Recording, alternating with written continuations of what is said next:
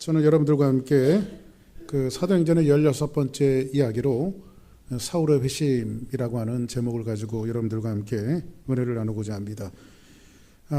우리가 이 상황 속에서 이제 그 7장서부터 쭉 보았던 말씀의 연장선상에 이 말씀이 이렇게 놓여져 있습니다. 이제 예루살렘에 예수님의 제자들이 많이 들어갔고 그걸로 인해서 이제 핍박이 가중되어지기 시작하며 그 피크가 누구냐면 바로 스데반 집사님의 순교를 통해서 이제는 그 환경과 분위기가 어떻게 되냐면 예수 믿는 사람을 잡아가두고 핍박하는 그런 모드로 이제 장면들이 전부 바뀌어가고 있습니다.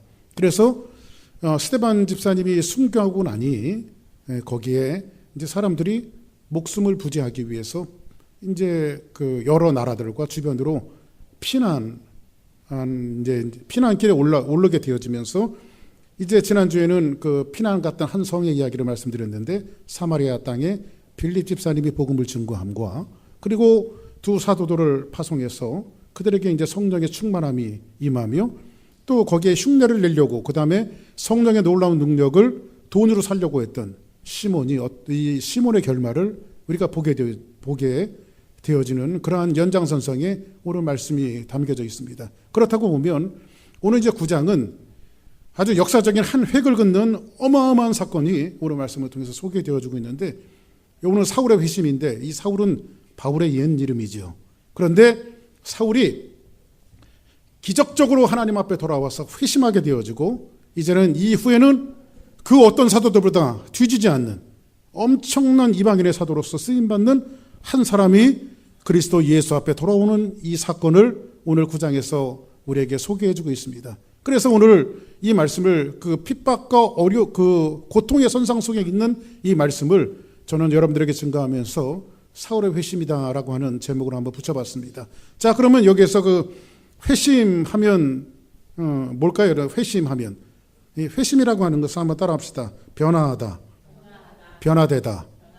자, 회심이라고 하는 것은 변화하다, 변화되다 이런 뜻을 갖고 있어요. 원어적인 의미는. 그러면 이 회심이라고 하는 뜻은 어떤 이런 뜻을 그 원어 그대로의 의미를 살펴보면 이런 의미예요. 어떤 의미냐면요. 여러분들 그 가죽 그 짐승의 가죽 중에서 제일 비싼 가죽이 뭐예요? 뭐 악어입니까? 악어백. 악어백이 제일 유명합니까? 하여튼간 이 가죽 짐승을 잡으면 뭐 가죽 자체가 주는 그 상품 값어치 상품이 아니기 때문에 값어치는 별반 뭐 이렇게 없는 것 같습니다. 그런데 가죽을 뭐 소도 그렇고 모든 짐승의 가죽을 이렇게 이제 걷어내면 그 가죽을 가지고 뭐 구두도 만들고 또 내지는 여자분들이 좋아하는 그 백도 만들고 그래서 그 가죽이 상품화 되어졌을 때에 그 가죽의 가치는 굉장히 비싸죠. 가치가 있게 되어지죠. 그러면 변화되어지다 회심이라고 하는 뜻은 뭐냐면 볼품없는 가죽 덩어리가 상품이 있는 가치로 변화가 되어지는 거예요. 이것이 바로 회심이라고 하는 뜻입니다. 그러면 바울이라고 하는 사람은 사울이라고 하는 사람은 원래는 그런 능력자며 힘있고 지금으로 말하면요 가마리엘 문화는요 하버드 대학에서 PhD 정도 받은 정도로 굉장히 그 석학이었고 유대인 중에 유대인이었고 바리새인 중에 바리새인이었으며 바리새파 중에서도 베냐민 지파에 속하는 굉장히 아주 뭡니까 우리가 뭔가를 주장할 때 뼛속까지 나는 뼛속까지 유대인이야 나는 뼛속까지 뭐야 라고 이야기할 때에 이야기하는 것이 바로 사도 바울의 모습입니다. 이 사울의 모습이에요. 근데 이 사람이 하나님 앞에 가치 있는 자기의 인생을 다 내려놓고 예수님 앞에 회심하고 변화되어지는 이 어마어마한 사건들을 우리에게 이야기해주고 있는데 일반적으로 여러분들 회심하면 그 세 가지로 설명해 볼 수 있어요. 첫 번째로는 뭐냐면요. 극단적인 그 경험을 통해서 변화되어지는 사람들이 있어요. 그래서 여러분들 어떤 그 사도 바울이 바로 그에 대한 예예요. 사도 바울은 예수님을 핍박하는 사람이었어요. 예수 믿는 사람을 핍박하는 사람이었어요. 예수를 알지 못하는 사람이었어요. 그리고 예수 믿는 사람을 이교도로 생각했던 사람이었고 예수 믿는 사람을 이단으로 생각했던 사람이었기 때문에 예수를 핍박하던 사람이었어요. 그런데 그가 다메섹에서 예수님을 만나고 극단적으로 변화가 되어지는 역사가 있어요. 오늘 교회 안에도 보면요 당신은 어떻게 해서 예수님을 믿게 되었습니까? 라고 물어보면요, 가지가지 간증들이 많이 쏟아져 나오는 사람들이 있어요. 어떤 사람은 시한부 종말 시한부 인생으로 판결을 받아갖고 맨 막바지까지 갔다가 하나님의 기적적인 치유하심을 맛보고 하나님 앞에 예수 믿고 구원받은 회심한 사람들도 우리는 볼 수가 있습니다. 또 어떤 사람은 나쁜 일을 하다가 하나님을 만나는 놀라운 장면들을 소개하는 사람들도 있어요.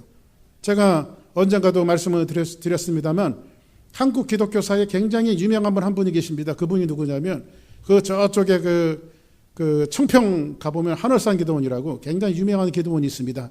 한국에서. 그 기도원이 돌아가셨습니다만 고 이천성 목사님이 이제 만드신 그 기도원인데, 그 기도원에요, 지금은 조금 기도원이 좀 쇠퇴했습니다만 이천성 목사님 살아계실 때는요, 그 기도원이 인산이 내려왔어요. 어마어마하게 사람들이 많이 왔어요. 그 이천성 목사님이 그 상위군인 출신이에요. 정치 깡패예요. 그리고요, 그 목사님 보면요, 막 진짜 깡패처럼 생겼어요. 손도 그냥 얼마나 우락부락하게 생겼는지요. 그리고 다리 하나는 없어요. 고무다리로 의족을 해갖고 다니고 있어요. 근데 그분이 기적적으로 하나님을 만났어요. 그리고 목사가 되어줬어요. 그래서 자기가 하나님을 만난 장면을 갖다가 간증도 하시고요, 책으로 써냈는데 책의 제목이 와장창, 중창, 추창창창 이런 거예요. 자기가 하나님을 만나서 깨졌는데 자기는 완전히 와장창 깨졌고 중창 깨졌고 추창창창 깨졌다 해서 책 제목이 와장창, 중창, 추창창창이에요. 이렇게 극단적인 그 일들을 통해서 하나님을 만나고 회심했던 장면들을 소개하는 것이 첫 번째 경우예요. 두 번째 경우는 아마 저 같은 경우일 것 같아요. 저는 나면서부터 믿는 어머니를 만나갖고 자연스럽게 예수 믿었어요. 그래서 어려서부터 저는 교회를 다녔습니다. 주일학교를 다니고 중학교, 고등학교 계속해서 지금까지 한 번도 예수님을 저버리거나 믿지 않은 적이 한 번도 없어요. 근데 제 안에는 이런 사람들이 좀 약간 믿음이 어떤 격정적인 어떤 경험과 체험들이, 물론 기도 생활하면서 저에게는 그런 체험들이 있었습니다만 보편적으로 보면 아주 익사이딩한 그런 체험들과 경험들이 사실 없는 분들이 굉장히 많아요. 그렇다고 그분들이 예수님을 안 믿는 사람입니까? 아니죠. 제 안에는 그리스도가 있어요. 예수가 있어요. 그죠?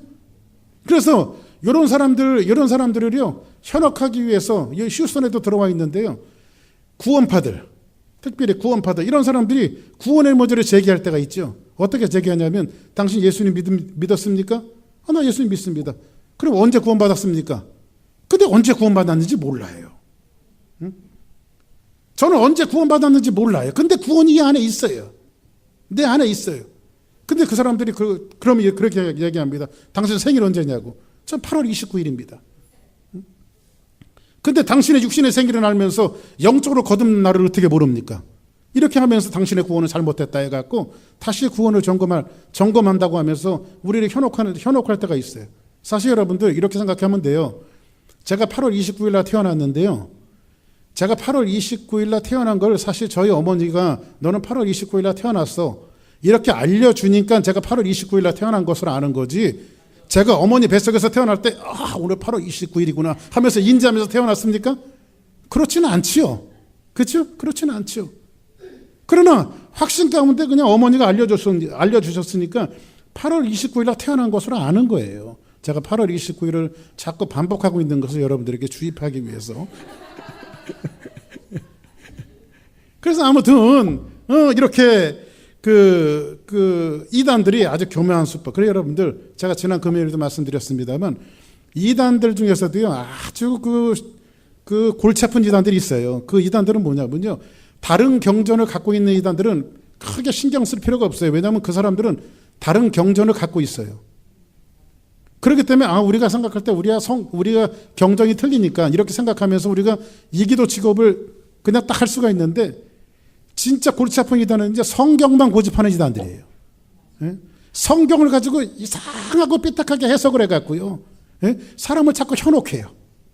그리고 자기네들이 필요한 것을 끄집어내갖고요, 짜맞추기식으로 이렇게 말씀을 맞춰갖고요, 믿는 사람들을 현혹합니다. 그러나 여러분들 그런 이단들이 골치 아픈 이단들이에요. 그런데 정말 중요한 것은 뭐냐면 제가 구원이 없는 것이 아니라 이 안에 구원이 있어요. 내 안에 구원이 있는 것이 중요한 것이지 언제 몇 월 며칠 구원받았다 알 수도 있고 모를 수도 있는 거예요. 그죠? 자, 그래서 우리가 회심의 그 차원은 첫 번째로는요, 극단적인 그 어떤 경험을 통해서 하나님 앞에 들어오는 사람, 또 저같이 어릴 때부터 예수님 믿고 구원받은 이런 사람들. 그래서 세 번째로는요, 가짜 회심자들이 있어요. 가짜 회심자들. 교회는 다니고는 있지만 예수를 믿는다고 입으로는 이야기하지만 진짜 그 사람 속에 들어가 보면 진짜 회심이 없는 사람들이 있어요. 어떤 사람들이죠? 바로 가룟 유다 같은 사람들이에요. 가룟 유다는요, 예수님을 3년이나 쫓아다녔어요. 그리고 예수님께서 두씩 짝 주어서 그들에게 능력을 주시고 나가서 복음을 증거하게 해서 복음도 전했어요. 그죠? 그리고 능력도 아마 성경이 가룟 유다가 능력을 행했다 이런 말은 없지만은 아마 능력을 주셨으니까 능력도 행했을 거라고 저는 생각해요. 근데 가룟 유다는요, 나중에 어떻게 됩니까? 구원이 없음이 여신이 드러나게 돼요. 그죠? 그러니까는 회심은 하지만 가짜 회심들이 있어요. 그러니까 하나님을 떠난 사람들이 있죠. 믿는다라고 이야기하면 후메네오 같은 사람들, 알렉산더 같은 사람들, 이 사람들은요, 하나님의 도에서 떠난 사람들이에요. 믿는 모양을 갖고 있지만은 정말 예수님을 믿지 않는 사람들이에요. 그래서 우리는요, 오늘 이 말씀을 통해서 제가 여러분들과 한번 조명해보고 싶은 것은 어떤 것을 조명해보고 싶으냐면요, 우리가 교회를 지금 10년, 20년, 30년 이렇게 다니고 있는데 정말로 하나님 앞에 나는 회심자인가? 사울이 하나님 앞에 회심한 사건들을 통해서 우리는 보면서 정말 나는 하나님 앞에 회심자인가? 이 구원의 문제는 대단히 중요한 거예요, 우리에게. 교회를 몇 년 다녔느냐가 중요한 것이 아니라 내가 정말 예수 믿고 구원받은 사람이 되었느냐, 이것이 훨씬 더 중요한 이야기란 말이에요. 정말 변화되어졌느냐? 정말 가죽 한 조각이 쓸모있는 신발을 만들어내고 가방을 만들어낼 정도로가 정말로 180도 변화되어지는 그런 삶을 살아가고 있는 회심자냐? 이걸 한번 오늘 말씀을 통해서 여러분들과 제가 한번 점검해 보려고 하는 겁니다. 자, 그럼 오늘 본문 말씀에 보니까 성경을 이렇게 시작하고 있습니다. 9장 1절부터 2절까지만 한번 읽어봅시다. 자, 먼저 1절부터 봅시다. 시작. 사울이 주의 제자들에 대하여 여전히 위협과 살기가 등등하여 대제사장들에게 가서, 자, 여기 보니까 뭐라고 말하죠? 사울은 누구죠? 이제 바울이죠. 이후에 바울이죠. 근데 주의 제자들에 대해 여기서는 12제자를 이야기하는 것뿐만 아니라 예수님의 모든 제자들을 이야기하고 있어요. 예수 믿는 사람들. 그죠? 근데 여전히 위협과 살기가 등등하여, 그러니까 예수 믿는 사람을 막 위협과 살기가 막 등등해서, 지금 지난번에 말씀드렸던 대로 지금 이 스데반을 그 죽이는 그 현장 속에 주도적인 역할을 감당했던 사람이 누구였죠? 바로 사울이었어요. 그죠? 그리고 여전히 예수 믿는 사람을 핍박하려고 그냥 위협과 살기가 등등해서 이제 누구에게 가면 대제사장에 가면, 왜 제사장에 가냐면요, 지금으로 말하면요, 영장 청구하러 가는 거예요. 영장 청구하러. 한번 2절 볼까요? 시작. 다메섹 여러 회당에 가져갈 공물을 청하니 이는 만일 그 도를 따르는 사람들을 만나면 남녀를 막론하고 결박하여 예루살렘으로 잡아오려 함이라. 자, 보세요. 만일 여러 회당에 가져갈 뭐를 왜 대제사장에 가냐면요, 공물을 받으러 갔어요. 공물은 뭐예요? 예수 믿는 사람을 전부 다 잡아가기 위해서, 지금으로 말하면요, 검찰청에 가갖고요, 그 체포영장 받는 거예요. 체포영장. 그렇죠? 이 영장을 받아갖고요, 만일 그 도를, 예수의 도를 따르는 사람은, 누구의 도를? 하나님의 도가 아니라, 정확하게 인지를 하셔야 돼요. 하나님의 도가 아니라, 바울은 하나님 믿는 사람이에요. 사울은 하나님 믿는 사람이에요. 그런데 누구의 도를 따르지 않아요? 예수 그리스도의 도를 따르지 않아요. 그렇죠? 예수 그리스도의 도를 따르는 사람을 만나면 남녀를 막론하고 결박하여 뭐예요? 예루살렘으로 잡아오려고 떠나는 겁니다. 사실 여러분들, 다메섹은요, 북쪽이에요. 이스라엘 북쪽이에요. 북쪽으로 넘어가면 그 다음은 시리아예요. 그래서 예루살렘에서 다메섹까지는요, 거리가 한 240km 정도 됩니다. 그 당시의 교통 상황으로 생각해 보면요, 사람이 걸었어요. 5일이나 6일 정도 걸어가야 돼요. 그러니까 한번 따라합시다. 열심히 특심이다. 왜 사울이, 뭐 돈이 나와요? 밥이 나와요? 그죠? 근데 사울이 240km나 되는 그 머나먼 거리를 걸어서 산을 넘고 물을 건너갔고요. 예수 믿는 사람을 잡으려 왜 다메섹에 갔어요? 왜 그렇게 갔던 이유는 뭐예요? 사울은요, 유대교의 아주 뼛속까지 유대주의자예요. 예수님을 믿지 않지만 구약 성경을 믿는 사람이에요. 율법을 믿는 사람이에요. 하나님을 믿어요. 근데 가만히 보니까는 갈릴리 저 촌에서 두루 다니시는 예수님이 어느 날 갑자기 나오더니 내가 하나님이라는 거예요. 한번 생각해 보세요, 여러분들. 우리 가운데 정말로 여러분들이 예수님을 믿는 믿음이 있지요. 신앙이 있어요. 근데 예를 들어서 한번 생각해 보자고요. 갑자기 어디서 한 사람이 나오더니 우리 교회 와갖고 내가 하나님이라고 이야기하면 여러분 뭐라고 그러겠어요? 너무 답을 적나라하게 얘기해 줬어요. 그렇죠? 그죠? 서정영 집사가 없어도 대답을 잘하네. 그죠? 완전히 미친 사람, 사이코 취급을 할 거 아닙니까? 근데 지금 사울의 관점으로 봤을 때는 예수님은 사이코적인 사람이에요. 비복음적인 사람이에요. 비하나님적인 사람이에요. 이 사람의 신념은 한 번도 흔들린 적이 없어요. 그것이 자기의 믿음이었고, 그것이 자기의 사상이었고, 그것이 자기의 신앙이었어요. 그리고 그가 생각하는 메시아는요, 그렇게 죽으면 안 돼요. 이스라엘 민족을 회복시켜 주셔야 돼요. 근데 그 예수님은 혹시나 싶어서 사람들이 쫓아다녔는데 어떻게 됐어요? 십자가에서 골고다 언덕에서 못 박혀 돌아가시고, 그죠? 그리고 그들은 부활을 믿지 않아요. 저렇게 처절한 죽음을 당하는 것은 메시아의 모습이 아니에요. 그들이 유대주의 사상주의자들이 갖고 있는 메시아의 모습이 아니에요. 근데 어느 날 갑자기 성령이 오셨다고 하더니 그 예수님은 십자가에 못 박혀 죽으셨는데 그를 따르는 사람들이 많이 일어났어요. 그러니까 사울은 어떻게 되겠어요? 그리고 유대주의자들은 어떻게 되겠어요? 참 미친 사람들은 전부 다 몰살시켜야 되겠다. 응? 어떤 사람은 어떤 교회는 그러더라고요. 어떤 목사님이 강고 시간에 좀 심한 말을 하시더라고요. 요즘에 그 교회 그 이단들 중에 아주 그 극성받은 이단이 신천지예요. 응? 그러니까 어떤 교회는요, 그 굉장히 많이 모이는 교회예요. 근데 목사님 강고 시간에 혹시 우리 교회 신천지가 침투했으면 좋게 얘기할 때 지금 일어나라고. 그러더래요, 목사님이. 그래서 우리 교회 신천지 들어오면 확 죽여버리겠다고. 목사님이 강고를 그렇게 하셨대. 예? 왜냐하면 이 신천지가 아주 극성이거든요. 예? 근데 지금 사울이 그런 입장이에요. 거꾸로 생각하면. 그렇죠? 사람들은 자기가 갖고 있는 신념들이 있어요. 유대교가 갖고 있는 신념들이 있어요. 사상과 믿음이 그거예요.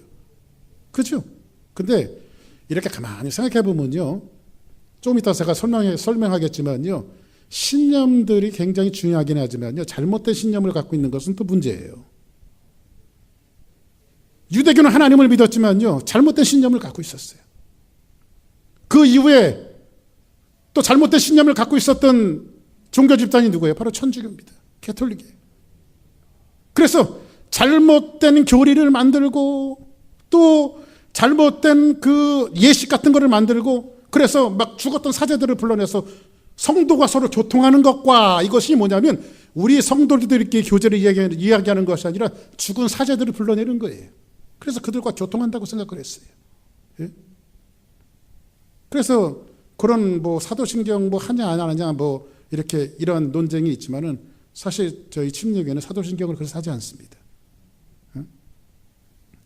근데 그것을 신념으로 알고 있었어요. 신념으로. 그렇죠?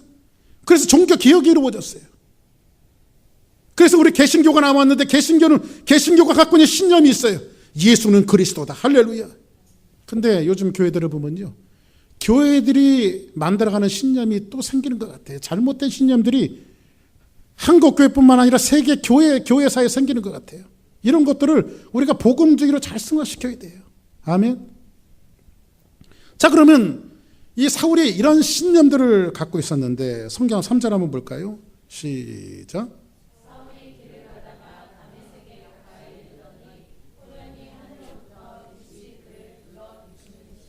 자, 그러면 5일 길이나 6일 길을 사울이 지금 다메섹으로 갔어요. 근데 다메섹에 가까이 이르렀을 때에 후련히 하늘로부터 뭐가 임했어요? 빛이 그를 둘러 비추는지라 이렇게 말해요. 빛이 그를. 자 보세요. 이런 현상들은요. 자 지금 사울이 이 현상을 지금 직접 체험하는 거예요? 아니면 거짓말을 성경에다 써놓은 거예요? 직접 체험하는 거죠. 근데 사울이 지금 하늘로부터 빛이 그를 둘러 비추는 빛을 봐요, 못 봐요? 봐요. 근데 이러한 체험들은요, 유대주의자들과 구약 성경을 믿는 사람들에게 이런 현상들이 익숙한 현상이었을까요? 익숙하지 않은 현상이었을까요? 익숙한 현상이에요. 왜냐하면 그들은 구약 성경을 믿어요. 근데 구약의 유명한 하나님의 사람들에게 나타날 때 하나님께서는요, 빛으로 오시고 구름 가운데 임하셨던 것들을 성경은 종종 이야기해주고 있어요. 아멘. 자, 그래서 구약 성경에 묵시문학이 있어요. 그런 구약 성경에도 묵시, 앞으로 이루어질 일들 이런 것들을 이야기할 때 하나님께서는 예언자들에게 나타나시고 하나님의 사람들에게 나타나셨어요. 그래서 묵시문학이 뭐죠? 다니엘서라든지 에스겔서라든지 이사야의 일부라든지 예를 들어서 여러분들 이들에게 나타나는 것은 하나님께서 때로는요 그림 같은 암호 같은 것으로 해갖고 하나님께서 뭔가를 계시하기도 하세요. 근데 나타났던 것이 뭐예요? 빛으로 나타났어요. 그렇죠? 그러면 요 현상이 있었을 때에 사울이 느꼈던 것은 뭐예요? 하나님의 임재구나. 이곳을 사울은 자기가 깨닫고 있는 거예요. 지금이요. 자, 그리고 나서 한번 그 다음 절을 볼까요? 4절 한번 봅시다. 시작.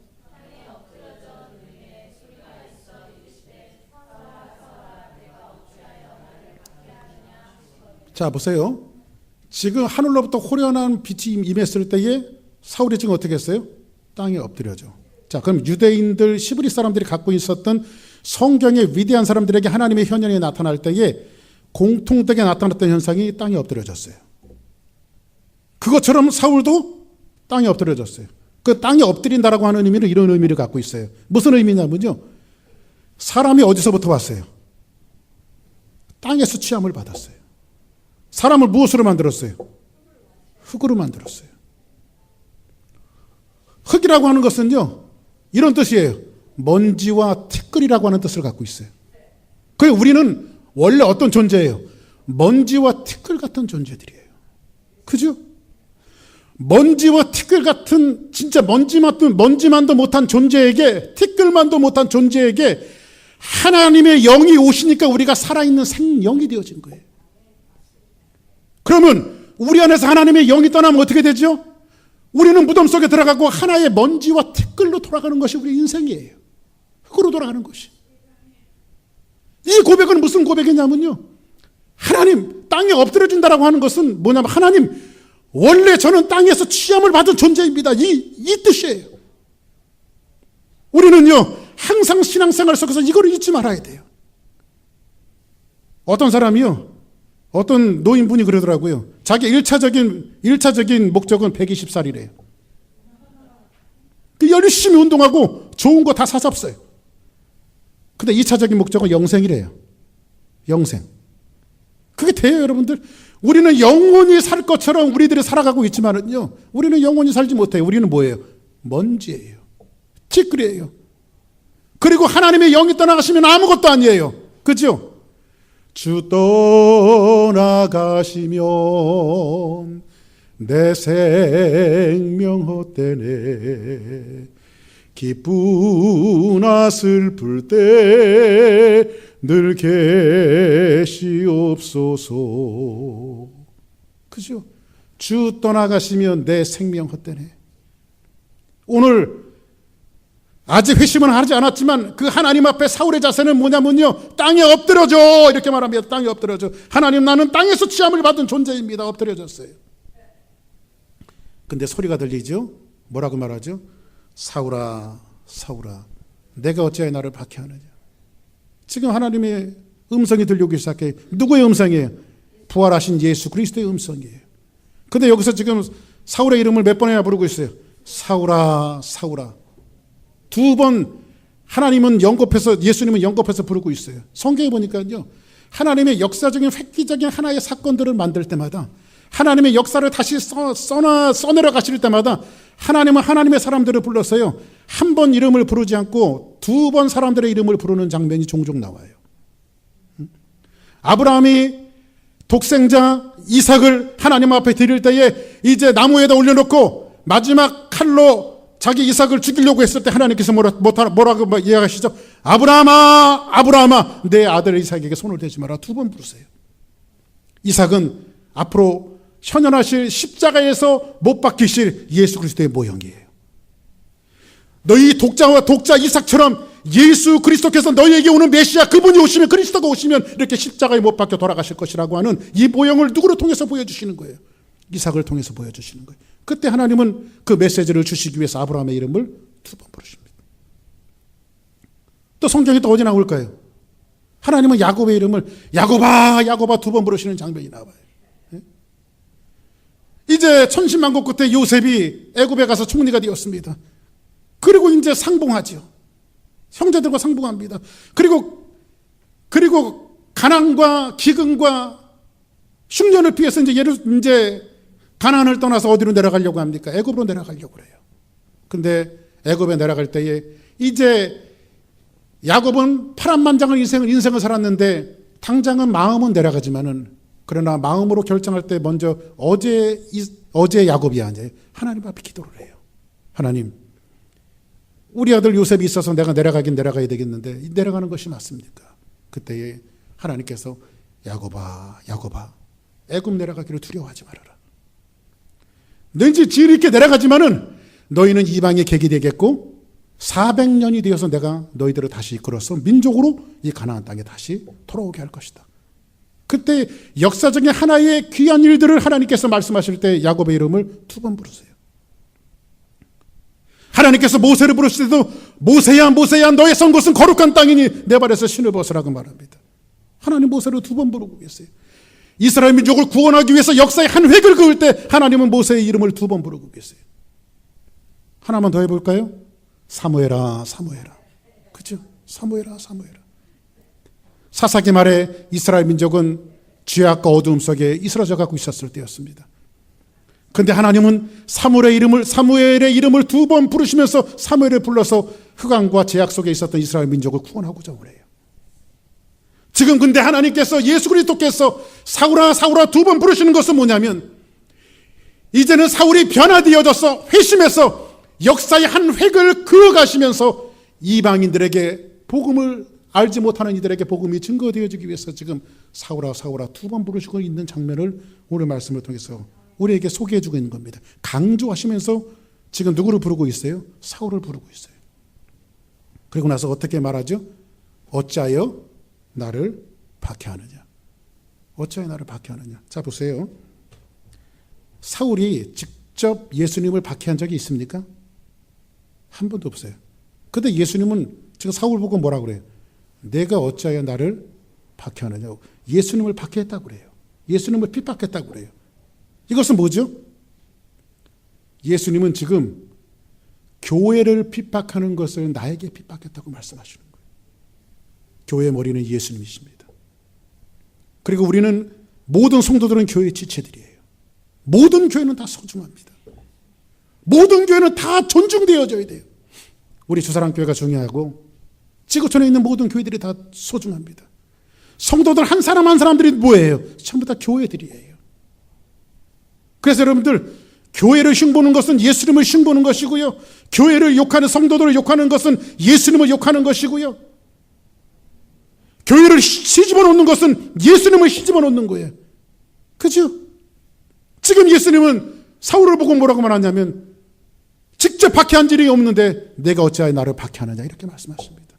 교회를 박해하는 것을 갖고 예수님은 지금 말씀하고 계신 거예요. 이해되시면 아멘 하시기 바랍니다. 자, 그러면 우리가 한번 볼까요? 5절 한번 보겠습니다. 5절 시작.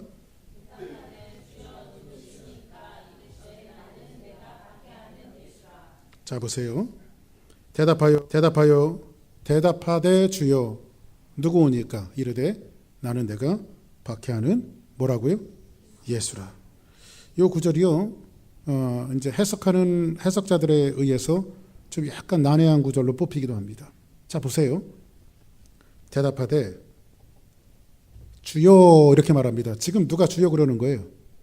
사울이. 누구에게? 예수님에게. 지금 예수님과 그 사울의 대화처럼 이렇게 보이잖아요. 그런데 사실 사울은 이제 한 번도 예수님을 주로 인정한 적도 없고 주라고 부를 마음도 없어요. 그렇죠? 근데 지금 예수님을 뭐라고 부르고 있어요? 주여 부르고. 그럼 무슨 기적적으로 이게 획가닥한 거예요? 그거 아니죠. 아까 제가 말씀드렸을 때에 하늘로부터 빛이 비추는 것은 유대 사람들한테 익숙한 모습이라고 그랬죠. 그러면 지금 이렇게 빛이 비추고 있는 장면은 지금 누가 하시고 있다고 바울은 믿은 거예요. 사울은. 하나님이 하셨다고 믿은 거죠. 그러면 여기서 대답하되 주여 누구십니까? 누구 오니까 한 것은 누구죠? 이것은 하나님을 향해서 한 거예요. 사울이 지금 하나님을 향해서 질문하고 대답은 누가 하세요? 예수님이 하세요. 예수님 하나님이시니까. 그렇죠? 자 보세요. 그럼 이런 원리가 성립이 되어집니다. 사울은 질문합니다. 누군 줄 알고 하나님께 질문을 해요. 근데 대답은 누가 하세요? 예수님이 하세요. 자 보세요. 이게 사울의 모든 사상과 모든 가지고 있었던 모든 생각들이 무너지는 순간이에요. 지금 사울은 철저하게 그 빛이 하나님이 비친 것을 믿었어요. 그리고 이런 일들은 하나님 외에는 할 수 없다라고 하는 그 믿음이 사울 마음속에 있어요. 그리고 하나님을 주여라고 불렀더니 대답하시는 것은 예수님이 대답하세요. 이야, 이거 보통 이게 심각한 문제가 아니에요. 그렇죠? 믿고 있었던 자기의 신념 자체가 다 무너지는 거예요. 제가 한번 어떤 분이 그렇게 설명해 갖고 저도 같이 한번 설명해 보는데요. 이런 것 같아요. 어떤 회장이 있어요. 회장이 있는데 회사를 이렇게 하는데 자기는 그 경영을 하다가 자기 경영은 좀 주목구교이신 것 같아 갖고 전문 CEO를 하나 하여를 합니다. 그래가지고 그 회사를 그 사람한테 맡겨요. 이 사람은 근데 인사도 안 하고 외국으로 떠나보내요. 그리고 전문 CEO가 와갖고요. 회사를 잘 경영을 합니다. 잘 경영을 하다가 어느 날 갑자기 한 사원이 들어왔는데 사원이 그 사장이 무슨 말을 해도 잘 듣지도 않고 자기 멋대로 행동을 하고 그냥 청소하라고 그러면 빨리 하고 빨리 하라면 청소하고 지 멋대로 해요. 어떤 사원이 들어왔는데 그래서 사장이 CEO가 생각하기를 저 사람 그냥 잘라야 되겠다. 우리 회사에 필요 없는 사람 같다. 이렇게 생각하고 이제 어느 날 이제 갑자기 불렀어요. 당신은 우리 회사에 적합하지 않는 사람이니까 회사 나가라고. 그랬더니 이 사람이 하는 말이 뭐냐면 나는 나갈 수가 없습니다. 그리고 사원들이 잘 따라요. 왜 못 나가냐고. 당신한테 제가 맡기고 간 그 외국에 나간 그 회장이 바로 접니다. 이렇게 얘기하면 완전 막장 드라마죠. 그래서 여러분들 막장 드라마의 흥행의 요소가 3요소가 있죠. 사랑, 재벌, 막장. 이 세 가지가 합쳐져야 드라마가 흥행한다고 그래요. 지금 CEO 앞에 나타나는 그 회장 이렇게 생각하면 저 사람이 회장이 될 수 있나?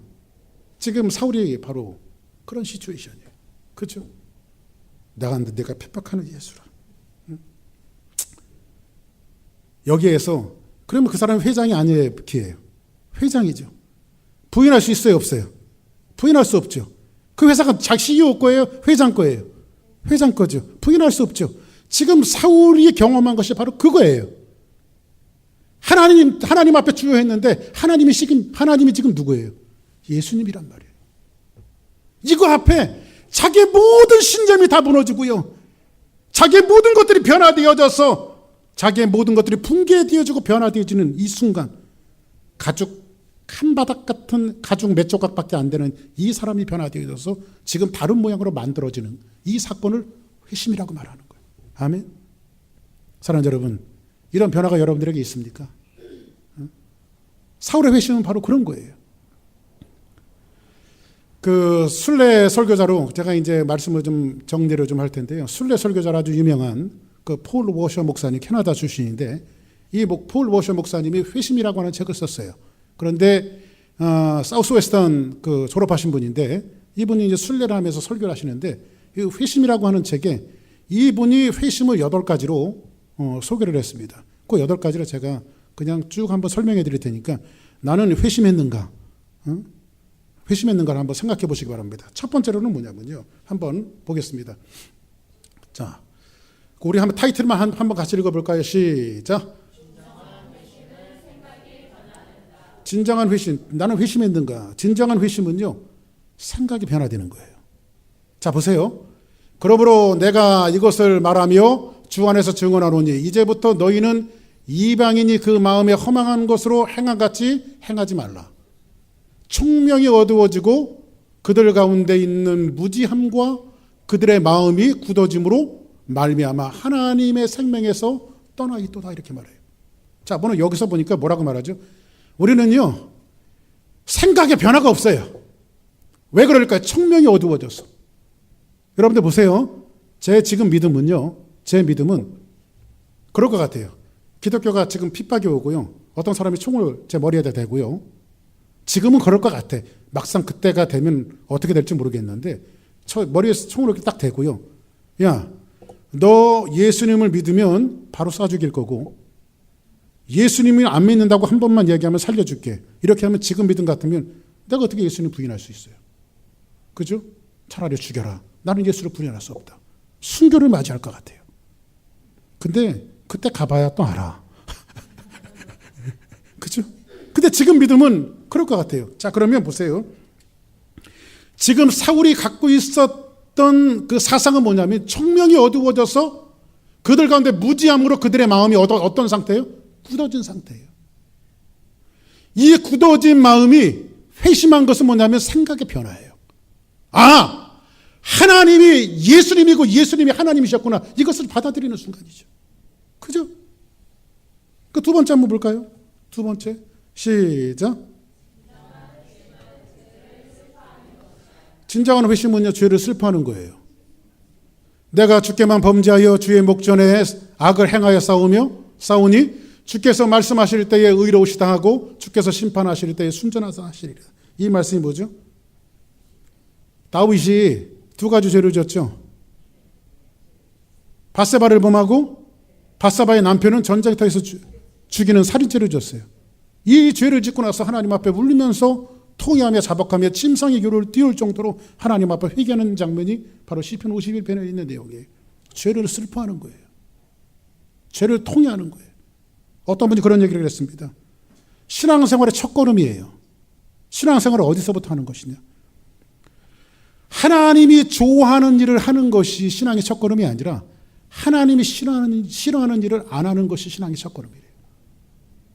신앙생활 오래 하다 보면요, 하나님이 좋아하는 일을 얼마든지 할 수 있는 찬스가 와요. 그런데 첫걸음은 뭐냐면, 신앙생활의 첫걸음은 뭐냐면요, 하나님이 싫어하는 일을 하지 않는 거예요. 하나님이 싫어하는 일을 뭐예요? 하나님은 죄를 미워하십니다. 그렇죠? 죄에서 자꾸 우리를 쳐내는 거예요. 죄를 슬퍼하는 거예요. 이것이 진정한 회심이라고 이야기했어요. 세 번째 한번 볼까요? 세 번째. 시작. 진정한 회심은요, 죄를 인정하고 고백하는 거예요.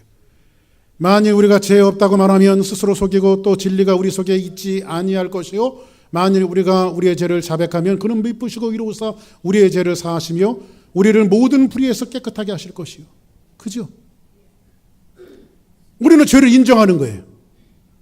늘 사람은요, 어떤 면 속에서 인정하지 않으려고 하는 요소가 있어. 내가 그렇게 뭘 잘못했냐고 말이에요. 정직하게 살았는데, 착하게 살았는데. 그러나 성경은 뭐라고 말하죠? 우리를 모태부터 죄인이라고 말해요. 모태부터. 어머니가 나를 모태서부터 나를 죄로 잉태했다고 성경은 이야기해주고 있어요. 우리는 다 죄인이에요. 죄를 인정하는 거예요. 이것이 진정한 회심이라고 말하고 있어요. 그 다음 네 번째 한번 봅시다. 시작. 진정한 회심은요, 죄에서부터 돌이키는 거예요. 그런즉 너는 이스라엘 족속에게 이르기를 주 여호와의 말씀에 너희는 마음을 돌이켜 우상을 떠나고 얼굴을 돌려 모든 가증한 것을 떠나라. 그러면 회심은요, 죄에서부터 돌이키는 건데, 내가 사랑하는 모든 관점, 우상은 뭐예요? 하나님보다 사랑하는 모든 것으로부터 하나님 앞에 자꾸 돌리는 거예요. 우리는 날마다 이 생활을 해야 돼요. 하나님보다 더 사랑하는 것이 자꾸 우리 앞에 왔을 때 그것으로부터 자꾸 돌리는 거예요.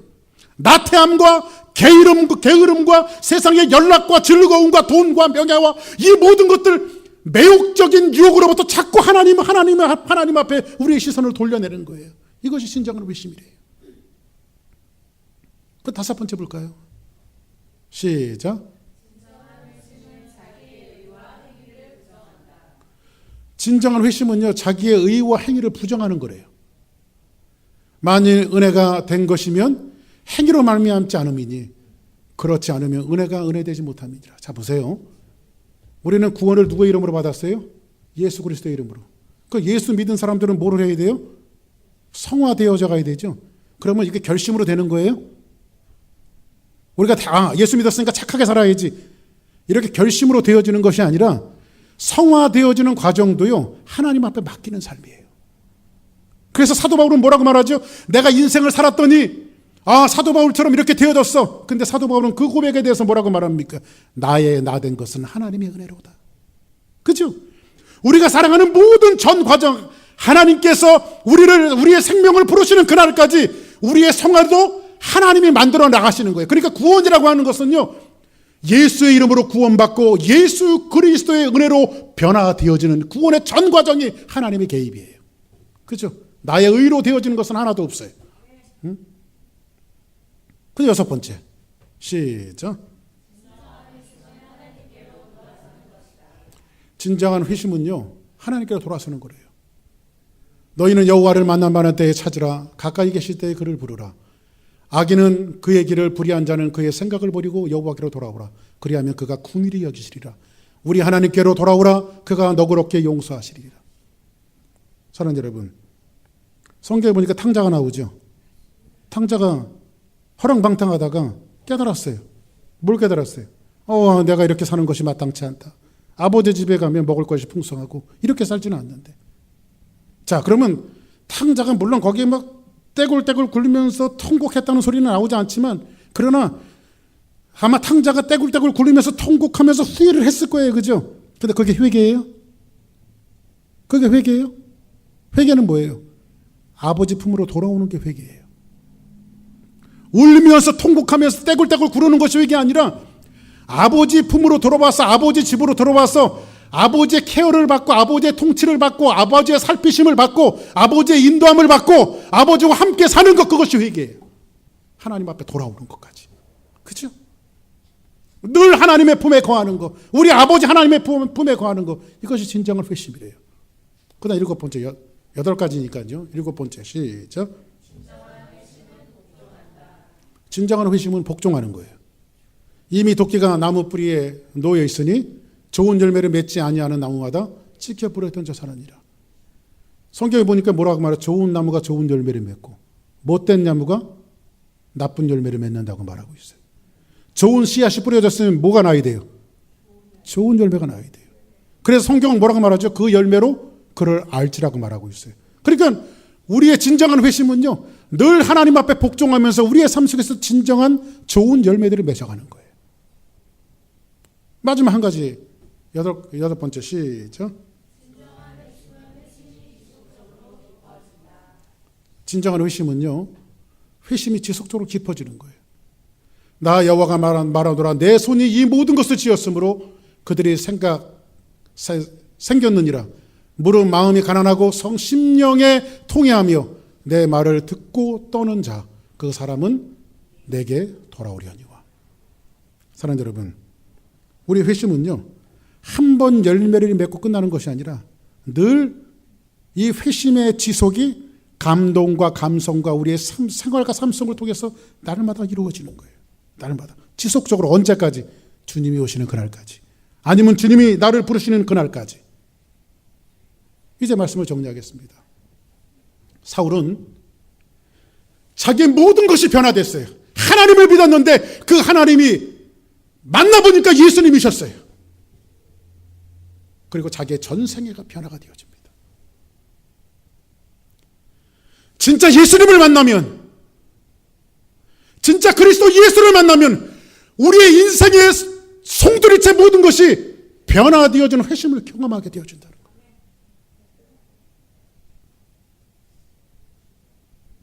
사랑하는 여러분, 물론 교회가 빈자리들마다 사람들 숫자로 채워져 가야 돼요. 우리 교회가 그런 부흥 중요합니다. 그러나 그거보다 훨씬 더 중요한 게 뭔지 아십니까?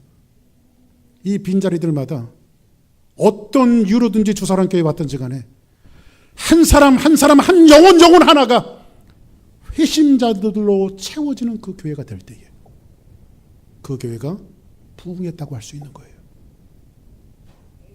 이런 회심자들이 하나님 앞에 돌아와서 진정한 부흥을 이루는 주사랑교회로 또 여러분의 삶으로 세워지기를 주의 이름으로 간절히 축복합니다.